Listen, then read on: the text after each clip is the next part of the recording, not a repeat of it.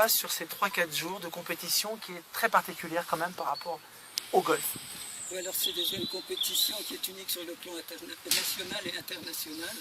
Et bon, bien c'est une grande fête de famille plutôt qu'une compétition, puisque comme vous avez vu ce matin, tout le monde s'embrasse, tout le monde arrive, plein de sourires, plein de gentillesse, plein d'amour, c'est la convivialité sur le parcours. Donc c'est un moment de partage et je crois que quand on est avec des handis ou n'importe qui, mais plus encore avec eux qui ont besoin d'un petit peu plus de tendresse, je veux dire, on a besoin d'être un peu plus près d'eux, donc c'est le partage total. Mixité totale, je dirais, parce qu'il y a des femmes handis qui ne se dévoilent pas tout le temps, il y a des fragilités invisibles, je veux dire, parce qu'il y en a une qui a son 11e cancer et qui joue, et qui ne vivait que pour ça. Et vraiment, c'est super de l'avoir avec nous parce que jeudi, je crois qu'elle rentre à l'hôpital pour de nouveaux examens. Donc c'est un moment très très important et très très fort pour elle. D'accord. Est-ce que tu pourrais me dire un petit peu, m'expliquer d'un point de vue sportif, quel est le nom de la compétition et quel est le but, sportivement parlant? Alors sportivement parlant, donc déjà je vais bien vous faire savoir que Handi Pro-Am, c'est déjà Handi, handicapé, pro-professionnel, et Am amateur, c'est une question qu'on me pose souvent. Donc c'est une compétition qui, pour les premières années, se jouait 16 équipes, toujours dans le même esprit, shotguns, double fort. Et là, cette année, on arrive à 32 équipes, on a eu beaucoup de désistements et on est sur 26. Et tout le monde voulait jouer, on a dû sélectionner un petit peu. Et la sélection s'est faite toute seule à la fin, puisqu'on a eu 11 désistements handicapés. À cause de prothèses, à cause de Problèmes techniques, etc. Quel est l'esprit de cette compétition bien singulière? L'esprit, je viens de le dire, c'est le partage, c'est la convivialité, c'est l'amour, c'est l'affection les uns pour les autres, et puis je crois une très très grande amitié qui lie tout le monde, et tout le monde redemande. Là j'ai déjà des inscriptions pour 2016, donc on ne veut pas le mentir. Et la 10e, ça serait absolument extraordinaire, parce que j'ai déjà 2000 idées en tête. Ça veut dire que c'est un rendez-vous qui a lieu pour la 9e fois. À quoi ça correspond par rapport au monde de l'handicap en général, et le golf répond à beaucoup de besoins de jouer comme tout le monde, d'être comme tout le monde?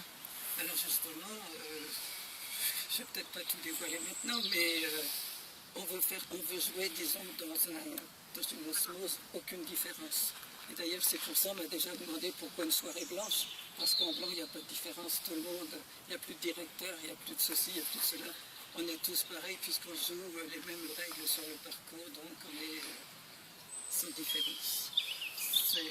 Et je crois que le Handi Pro-Am, justement, c'est une excellente thérapie, parce que les gens se retrouvent dans un milieu de handicap, avec des copains en fauteuil, et donc là on est avec des valides, puisqu'on joue handicapé et valide, et que c'est vraiment l'objectif premier de cette compétition.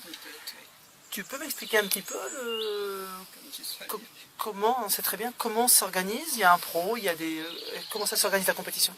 Alors la compétition s'organise, donc, puisque c'est Handi Pro-Am, un handicapé, un pro et 2 amateurs valides. Parce qu'on peut avoir des amateurs, mais 2 amateurs valides. Qu'est-ce qui te booste dans cette entreprise? Je crois que c'est l'entreprise qui me porte, parce que quand on est dedans, on ne peut absolument plus s'en échapper.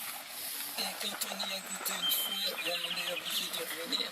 Et ce qui me booste, c'est le sourire. Et je dis toujours, tant que je n'ai pas attrapé la lune, parce qu'on dit toujours de cocher la lune, que je suis toujours dans les étoiles, eh bien, le handicapé, le Handi Pro-Am vivra.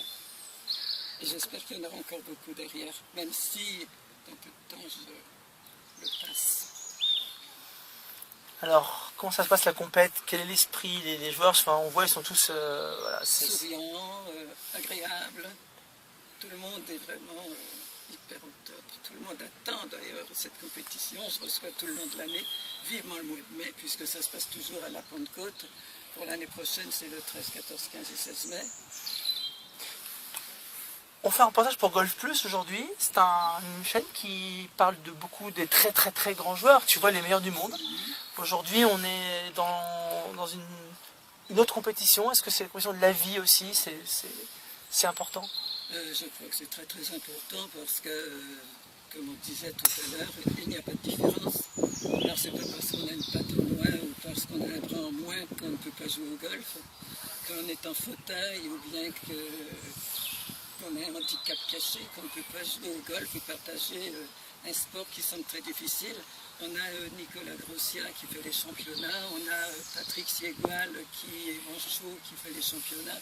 On en a plusieurs qui sont régulièrement sur les championnats, donc ce sont des joueurs qui, je crois que Nicolas a même été pressenti pour les JO, donc c'est...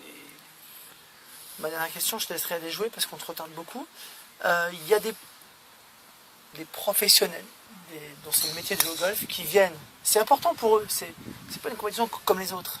Non, justement pour eux c'est très important d'essayer de s'adapter aux... Est-ce que tu peux me dire les pros viennent aider aussi en commençant ta phrase? Je peux te dire que les pros viennent nous aider puisqu'on est sur une compétition anti-pro-am, donc automatiquement on a un pro, on a des